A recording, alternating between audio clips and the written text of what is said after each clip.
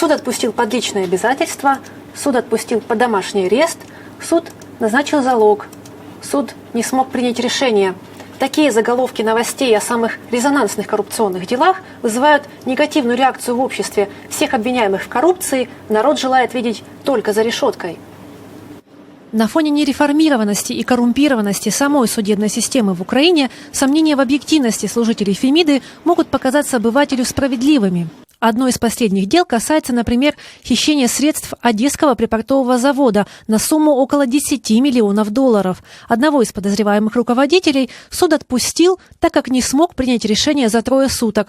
В другом же деле замглавы компании-монополиста «Нафтогаз Украины» тот же суд отпустил под личные обязательства. Чиновника подозревали в незаконном влиянии на министра.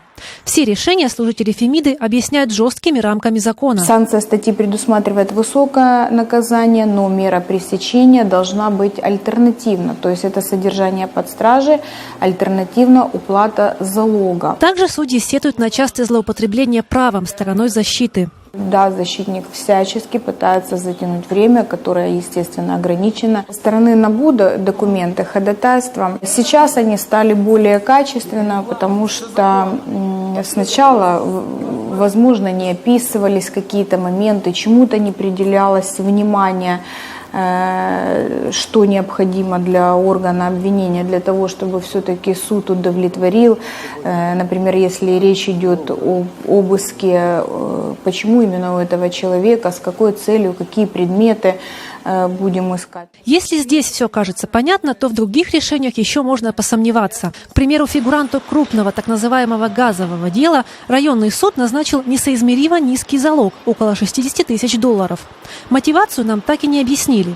Или вот другого обвиняемого руководителя Одесского припортового Сергея Перелому апелляционный суд отпустил под домашний арест. Не нашли своего подтверждения те риски, которые правоохранительные органы обозначили в ходатайстве. Качество документов в общем хорошее. А что касается логичного завершения доказательной базы рисков меры пресечения, то здесь нужно работать. Но в НАБУ уверяют, работают только в рамках закона и процессуальных нарушений не допускают.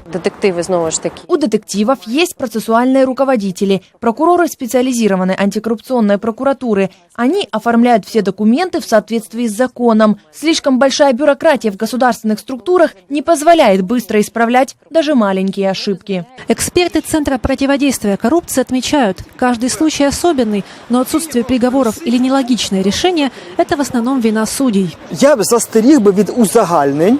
Я бы не стал обобщать, но если мы говорим о топ-коррупционных делах, то, как правило, судьи выбирают меры пресечения неадекватно мягкие доказательной базе. Вопрос не в нормативке, а в коррумпированности или некоррумпированности суда.